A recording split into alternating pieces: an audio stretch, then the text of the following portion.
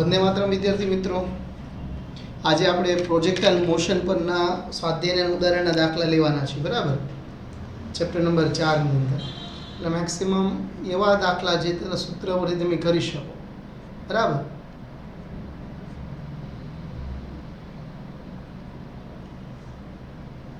બરાબર. તો એક સરસ મજાનું ચિત્ર દેખાય છે કે એક ફૂટબોલ છે અને એક આ જમીન છે. બરાબર, એની સાથે એક્સ અક્ષ આપે છે, એની સાથે ખૂણો થીટા બનાવે, એવી રીતે કિક મારે તો દડો અહીંયા ઉલ્લીને અહીંયા સુધી પડે. જેટલો દૂર માનો કે આ આખો પડવાનો છે, ગમે ને પડતો છે, આ કાપીને અવધિ કહેવાય. બરાબર, મહત્તમ ઊંચાઈ પ્રાપ્ત કરે અને હવામાં લેવા માટેના સમયના સૂત્ર તમને ખબર છે, તો આપણે એને ધ્યાનમાં રાખીને આગળ આપણે સૂત્ર લેવાના છીએ. તો પહેલો એક જ ઉદાહરણ નંબર 7. ઉદાહરણ નંબર 7 બહુ સરસ કીધું છે કે ગેલિલિયો એક પુસ્તક ટુ ધ સાયન્સમાં એક વિધાન કર્યું કે 45ના ખૂણે સમાન તફાવત ધરાવતા બે જુદા જુદા કોણ પદાર્થ પ્રક્ષેપ કરવામાં આવે તો એની અવધિ સમાન જ હોય. કહેવાનો મતલબ જે દૂરથી અંતર જે કાપે છે, બરાબર, એ અંતર કેવા હશે? સમાન હશે. એના કેવો સમજવાનો પ્રયત્ન કરી. આ અક્ષ છે, 45નો ખૂણો, ચોખ્ખું વિધાન આપે 45ના ખૂણા સાથે સમાન તફાવત ધરાવતા બે જુદા જુદા કોણ પ્રક્ષેપ કરવામાં આવે તો એની અવધિ સમાન હોય, એટલે આર સમાન હોય. તો આપણે ધારણા કરી લઈએ, ધારો કે પદાર્થને 45ના ખૂણા 45 સાથે થીટા ખૂણો તફાવત ધરાવતો હોય, એટલે માની લો કે એક વખત 45 સાથે એક વખત માઇનસ થીટા લ્યો અને એક વખત પ્લસ થીટા લ્યો. બરાબર, તો બે જુદા જુદા વડે પ્રક્ષેપ કરવામાં આવતી મળતી અવધિ R1 ને R2 બે સમાન મળશે. આવું આપણે સાબિત કરવાનું છે. આકૃતિમાં જુઓ, એક કોઈ પદાર્થ છે, અવધિ છે, બે હરખી જગ્યાએ પર પડ્યા. જુઓ, આઈનો ખૂણો કંઈક હશે અલગ અને આઈનો ખૂણો કંઈક અલગ છે. દેખાય? આ બે ખૂણા અલગ છે પણ બે અંતર સમાન કાપ્યું, ખાલી ઊંચાઈ અલગ અલગ છે. જો આની ઊંચાઈ અને આની ઊંચાઈ ડિફરન્ટ આવી. બરાબર, H2 અલગ આવ્યો ને H1 અલગ અલગ આવ્યો. તફાવત 45નો હોય. બરાબર, તો માની લો કે એક 45માં થીટા જેટલો વધારો છે ને એકમાં 45માં થીટા જેટલો ઘટાડો છે. આવું ધારીને આપણે પ્રૂફ કરીએ. કહેવાનો મતલબ એવો છે, જો 44ના ખૂણે પ્રક્ષેપ કરો અને 46ના ખૂણે કરો, જવાબ હરખા આવશે. બરાબર, તો અહીંયા ચોખ્ખું કીધું છે, ધારો કે 45 સાથે 45ના ખૂણા સાથે થીટા તફાવત સમાન હોવો જોઈએ. તમે થીટા વધારો અથવા ઘટાડો, 45માં એક વધારો તો 46, તો ઓલામાં એક ઘટાડો 44, તો 46 અને 44 સરખા હોય. સમજાય છે? જેટલો તફાવત માની લો કે એક વખત થીટા, બરાબર, θ1 ને આપણે આ લઈશું અને θ2 ને શું લેશું? સમાન લઈએ. તો સૂત્ર શું છે? તો અવધિનું સૂત્ર આપણે ખબર હોય છે. અવધિ, બોલો ભાઈ, અવધિનું સૂત્ર શું છે? તો કે R = V0 sin 2θ upon G. આ અવધિનું સૂત્ર. બરાબર, આવું કેમ બને છે? ઊંચાઈ અલગ અલગ કે અંતર સમાન કાપે, તો એના માટે પહેલાં આપણે લઈ લઈએ θ1 લઈએ, આને θ2 કહીએ, તો આના માટે R1 લઈએ, આના માટે R2 લઈએ, બેમાં સૂત્ર મૂકો. તો સૂત્રની અંદર કિંમત મૂકવાની છે. જો તમને સૂત્ર આવડશે, જો અહીંયા રહ્યું સૂત્ર, આ સૂત્ર આવડવું જોઈએ આ પરથી.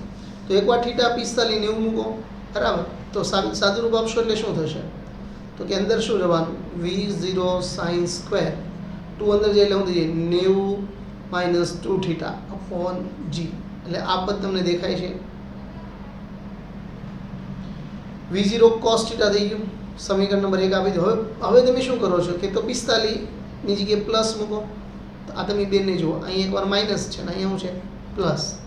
તો પ્લસ મૂકી જુઓ, તો પ્લસ મૂકશો એટલે શું થશે?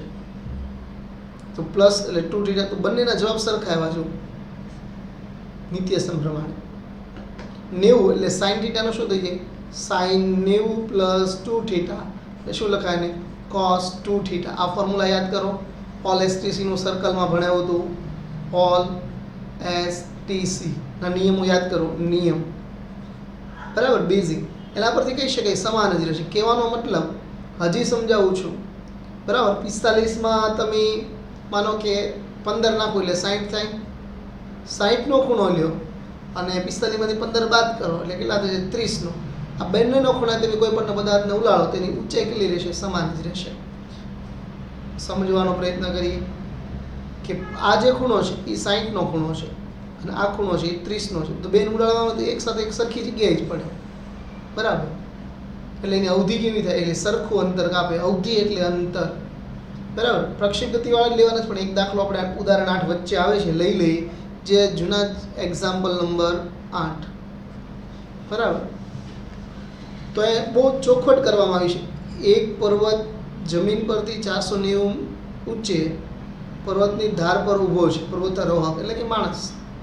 તે એક પથ્થરને સમસ્થિતિ દિશામાં 15 મીટર પ્રતિ સેકન્ડના ઝડપથી ફેંકે પ્રારંભિક, તો હવાના અવરોધને અવગણતા કેટલા સમયમાં જમીન પર પડશે તે શોધો તથા જમીન પર અથડાતી વખતેનો વેગ શોધો, બરાબર. તો નોર્મલી આપણે આના સૂત્ર બધું જ ખબર છે. તો પહેલાં એની પોઝિશનની સ્થિતિ જોઈએ. તો પહેલાં હું કીધું છે ઉગમ બિંદુ કીધું, અને t બરાબર 0 સમય ઉગમ બિંદુ ઉપર પદાર્થ હોય, ઉગમ બિંદુ ઉપર તરીકે લેતા. પછી તમને ખબર છે x અને y ના ઘટક સ્વતંત્ર લખશે, તો એનો x એમ કેવો છે અહીંયા x0 y0, તો શરૂઆતમાં તો 0 જ હોય, એટલે આપણે અહીં શું લઈએ છીએ x0 બરાબર 0, અને એટલા વેગથી એને ફેંકે છે. તો એ પદાર્થ ઉપર ઉડે એટલે એના બે ઘટકો થાય. એટલે એના બે ઘટકો કયા? x અને y ઘટકો સ્વતંત્ર છે. એટલે આપણે લઈ શકીએ અલગ. તો x ઘટક માટે વાત કરું તો x બરાબર x0 પ્લસ v0 xt. જો y માટે વાત કરીશ તો y ઊંચાઈ પકડે એટલે પરવલય સમીકરણ બનાવે, એવું લખાય y0 plus v0y t plus 1/ay t², એટલે કે આ સમીકરણ. તો એની અંદર કિંમત જો, તો શરૂઆતની કિંમત શું છે?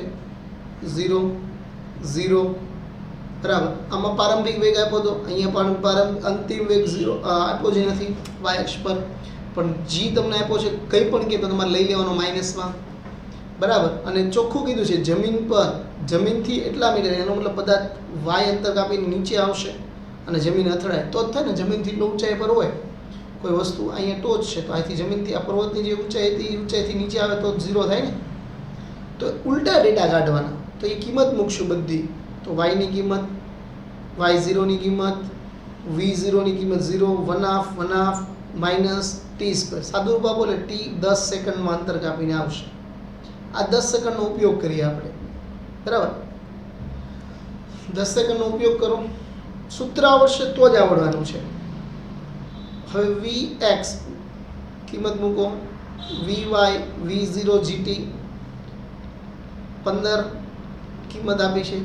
તો આપણે ખબર છે કે જ્યારે સ્વતંત્ર વેગ ઘટક હોય ત્યારે આપણે એના ઘટકોને વર્ગમૂળમાં લખીએ છીએ. કોઈ પણ ઘટક હોય તેનો વર્ગ કરીને લખી નાખવાનો. યાદ હોય તો r રિઝલ્ટ બરાબર a² પ્લસ b² લખેલું. તો એ શું છે ને b શું છે, તો આપણા જે ઘટકો છે તો તમને કેટલો વેગ મળ્યો? તો કે ઓલામાં 15 આપ્યો હતો અને અંતિમ આ સૂત્રમાં જ મૂકવાનું મળી ગયું. vy નો વેગ v0y માઇનસ gt પ્રમાણે મૂકવાનું હંમેશા. g ની કિંમત -10 એટલે 98, ઓલાનો 15 આપ્યો જ છે તો શું કરીએ 15નો વર્ગ પ્લસ -98નો વર્ગ, એટલે અંદર યુગ્મ ઉપર, એટલે એનો મતલબ શું થશે? યુગ્મ છે તો ધન 15નો વર્ગ 225, 98નો વર્ગ તમારે કરવાનો, બરાબર. કિંમત મૂકો એટલે સાદું રૂપ, એટલે v બરાબર 99 આવશે. પ્રક્ષેપ ગતિ પર સૂત્ર આધારિત સમસ્થિતિ જ્યારે 30નો ખૂણો એક ક્રિકેટ બોલ 28 મીટર પ્રતિ વેગથી ફેંકવામાં આવે તો બોલ મહત્તમ ઊંચાઈ, પહેલાં ગોતવાની મહત્તમ ઊંચાઈ, એટલે મહત્તમ ઊંચાઈનું ફોર્મ્યુલા આવડી જોઈએ. તે જ સ્તર પર પાછો આવવા માટે બોલને લીધેલો સમય એટલે ઉડ્ડયન સમય કહેવાય. અને ફેંકવામાં આવેલા બિંદુએ બોલની ઊંચાઈ ફેંકવામાં આવેલા બિંદુથી બોલ તે જ ઊંચાઈએ જે બિંદુ ઉપર પડે તે બિંદુનું અંતર, એટલે કે દૂર કેટલો પડે એટલે અવધિ કહેવાય. કોઈ બોલર હોય, બરાબર, આ પીચ છે, અહીંથી ઊભો રહીને આમ ફેંકે, બરાબર, મહત્તમ ઊંચાઈ તો આમાં આમ છે, બરાબર, ઘા કરે તો છે આટલો હવા માર્યો એટલે ઉડ્ડયન સમય પણ કહેવાય. સમજો છો? મેચ જોઈએ છે કે અહીંયા દાંડિયા હોય 3, બરાબર, એ પ્રમાણેની વાત છે અહીંયા. પણ આપણે એ નથી જોતું. તો તમને એક વસ્તુ રકમમાં ખબર પડી જવી જોઈએ કે પહેલી રકમમાં શું માંગ્યું તમે જો મહત્તમ ઊંચાઈ, તો મહત્તમ ઊંચાઈનું એટલે height, v0 sin square theta upon 2g આ મહત્તમનું સૂત્ર કિંમત મૂકી દો પ્રારંભિક વેગ 30 નો ખૂણો આપ્યો છે 30 આપ્યા છે v0 કેટલા આપ્યા છે 28 અને g ની કિંમત તો આપણે ખબર છે કાંઈ ન કહેતો કિંમત બધી મૂકી દો સાદુરૂપ આવો 30 sin ની કિંમત બરાબર કિંમત મૂકો વર્ગમૂળ કાઢો 1/2 એટલે 1/4 સાદુરૂપ એટલે કેટલી મળશે સૂત્ર આવડશે તો જ કામનું છે સૂત્રમાં કિંમત મૂકતા બરાબર 78 નો 28 નો વર્ગ 774 sin 1/2 એટલે એનું વહી ગયું 1/4 સાદુરૂપ એટલે 10 મળ્યું હવે ઉડ્ડયન સમય એટલે હવામાં કેટલો રહ્યો ઉડ્ડયન સમય TF is equal to V0 sin theta 0 upon G કિંમત મૂકજો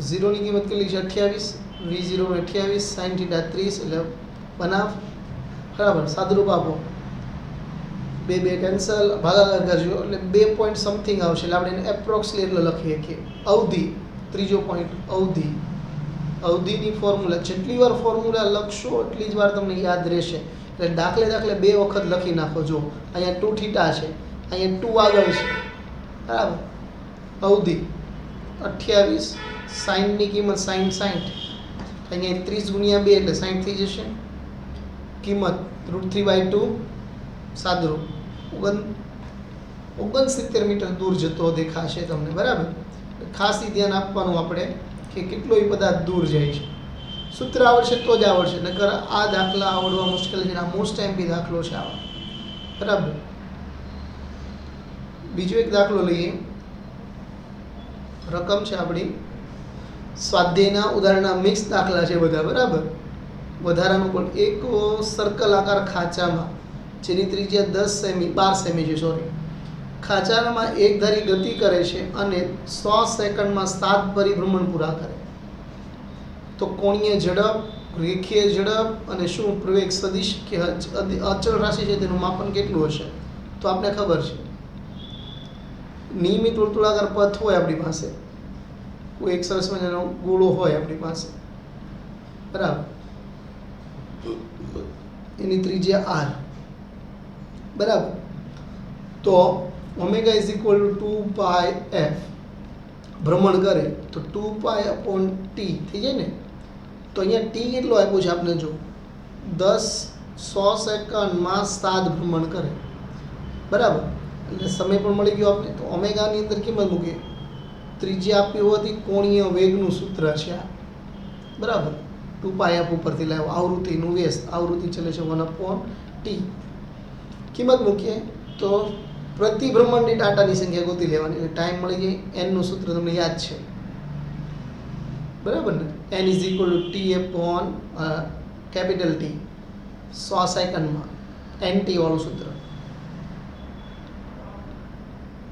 t ના છેદમાં n એટલે આવર્તકાળનું સૂત્ર છે t કેટલો છે તો કે 100 છેદમાં n કેટલા છે તો 7 ભ્રમણ પૂરા કરે આ ફોર્મ્યુલા અહીંયા મૂકી મેં કિંમત આપી લે મારે કેટલી કિંમત મળી તો કે 7 કેન્સલ 2 વડે 11 અને 50 બરાબર અહીં પાછા 2 એટલે 25 ભાગાકાર કરશો એટલે પોઈન્ટ જવાબ નાનો કંઈ છેદ મોટો છે બીજું રેખીય વેગનું સૂત્ર v is equal two r omega ગઈકાલે કેન્દ્રગામી છેલ્લી નિયમિત કેન્દ્રગામીમાં સૂત્ર તારવેલું છે બરાબર એની વધુ માહિતી આપણે ચાક ગતિમાં લેશું કિંમતમાં ત્રિજ્યા અને ઓમેગા કોઈ વસ્તુને ટાયર હોય ને ફેરવો તો એની આ ત્રિજ્યા અને અહીંથી જે ફરે આમ ભ્રમણ કરે એમાં ઓમેગા જવાબદાર હોય ગોળ વસ્તુ ફરે એટલે ઓમેગા કહેવાય ભ્રમણ રેખીય વેગની દિશા વર્તુળાકાર પથના દરેક બિંદુમાં દોરેલા સ્પર્શક ઉપર એટલે સ્પર્શકનું યાદ છે અહીંયા દોરું તો અહીંયા દિશા બરાબર તો પ્રવેગ વર્તુળાકાર પથ પરના કેન્દ્ર તરફ હોય છે એટલે એના હંમેશા સેન્ટરમાં જાય એટલે દિશા સતત બદલાતી હોય તો પ્રવેગ અચળ રાશિ નથી છતાં પણ પ્રવેગનું મૂલ્ય અચળ મળે છે અને કેટલું મળે છે તો કે r ઓમેગા કાલ લાસ્ટ થિયરી હતી a is equal two r omega square વેગ પૂછે આ નવો વેગ કહેવાય વેગનું સૂત્ર આ પણ કહેવાય x અપોન t બરાબર પ્રવેગનું સૂત્ર v અપોન t પણ કહેવાય પણ આ રેખીય કહેવાય આ કોણીય કહેવાય બધા ઓમેગા આવે એટલે કેવા કહેવાય કોણીય, કોણીય એટલે ખૂણો બનાવે. અને ખૂણો ક્યારે બને? જ્યારે કોઈ વસ્તુ ભ્રમણ કરે ત્યારે. બરાબર.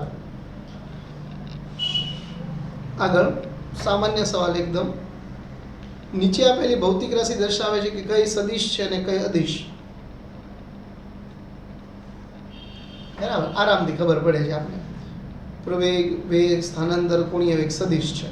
અદિશ, અદિશ, અદિશ, અદિશ, અદિશ, જેમાં મૂલ્યની જરૂર છે. મૂલ્ય, બરાબર. આમાં શું જોઈએ? મૂલ્ય અને દિશા. પ્રવેગ કઈ દિશામાં વધે ઘટે, એટલે દર વખતે આપણે કહીએ છીએ. વેગની દિશા તો કે સ્થાનાંતરની દિશામાં, પ્રવેગની દિશા તો કે વેગના ફેરફારની દિશામાં. બરાબર, ઉલટું.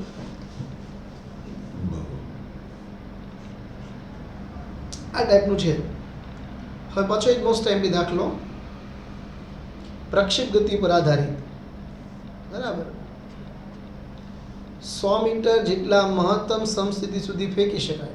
આ ખેલાડી આ દડાને જમીનથી ઉપર તરફ કેટલી ઊંચાઈ સુધી ફેંકી શકે? તો ફેંકી શકીએ મેક્સિમમ. બરાબર, જમીન સમસ્થિતિ જ, તો એનો મતલબ આપણે શું ગોતવાનું કીધું છે? આર બરાબર આર મેક્સિમમ. તે કેટલાનો ખૂણો આપે છે? તો મહત્તમ થવા માટે તો 45નો જ ખૂણો જોઈએ. આપણે ડાયરેક્ટ યાદ રાખવું પડે ઘણી વાર. અવધિ, અવધિની સૂત્ર શું છે? તો કે R is equal to U square, એટલે કે તમારે વી સ્ક્વેર સમજી શકો તમે આને. શું સમજી ગયો? 2 થીટા. V0 sin 2 theta. બે ફોર્મ્યુલા એક જ થઈ. બરાબર. યુ અને વી પ્રારંભિક જ કહેવાય. તો અહીંયા વી મૂકવું કે યુ મૂકે? કિંમત મૂકો તો 2 × 45 90, sin 90 ની કિંમત તો 1, એટલે મેક્સિમમ આટલું થયું. તો જો એક ખેલાડીને 100 મીટર જેટલા મહત્તમ અંતર સુધી ફેંકી શકે, તો આ ખેલાડી દડાને જમીનથી ઉપર કેટલી ઊંચાઈ સુધી ફેંકી શકે? તો એ ગોતવા માટે તમારી પાસે એચ જોઈએ. તો એચની ફોર્મ્યુલા અહીંયા જરૂર નથી, તમે ડાયરેક્ટ પણ લગાવી શકો. સૂત્ર યાદ હોય તો વી સ્ક્વેર માઇનસ V0 બરાબર 2AX, જ્યાં એક્સ બરાબર એચ લઈ લો તો શું થાય? V0 2AH. એચને કરતા બનાવો, એટલે કે આ ફોર્મ્યુલામાં. તો પ્રારંભિક વેગ 0 છે, નીચે તરફ આવે છે. આ બંને સમાન થઈ ગયા, આપણે એચ લીધું. બરાબર, કિંમત મૂકી એચ. તો અહીંયા કિંમત મૂકો, અથવા તમે સૂત્ર મૂકી તોય તમારો આ જ જવાબ આવશે. તો તમે સૂત્ર મૂકો તોય હાલે, અને ત્રીજા ચેપ્ટરના દાખલાના ગણો તોય ચાલે છે. કિંમત મૂકી 100/2 એટલે 50. આ ટાઈપના મોસ્ટ ટાઈમ સૂત્ર આવડી જાય. 3 વસ્તુના સૂત્ર જોઈએ. એક ફ્લાઇંગ ટાઈમ જોઈએ, મહત્તમ ઊંચાઈ ભોગવા માટેનું ટાઈમનું સૂત્ર, ફ્લાઇંગનું ટાઈમનું સૂત્ર, અવધિનું અને ઊંચાઈનું. 4 ફોર્મ્યુલા જોઈએ. 4 સૂત્ર આવડે તો કામ થઈ ગયું. બરાબર. એક મહત્વનો અને અગત્યનો દાખલો છે, જેનું ફોર્મ્યુલા આપણા માટે છેલ્લે મોસ્ટ ટાઈમ બી કહેવાનું છે. તો એ ફોર્મ્યુલા ખાસ યાદ રાખવાની છે. આમ ઘણીવાર કાઢી મૂકે છે દાખલો, છતાં પણ તમે ટ્રાય કરજો ઘરે, નહીંતર નેક્સ્ટ લેક્ચર વિડીયોમાં આપણે આને ભણીથી ભણાવશું. બરાબર. કેટલાને આવડે છે મારે જોવું છે. આ હોમવર્કની અંદર તમારે કરવાનો છે. જો કે હું પાછો નેક્સ્ટ લેક્ચરમાં આને લેવાનું છું. બરાબર. એટલે પ્રક્ષેપના એ બધા દાખલા સમાપ્ત કરીએ છીએ.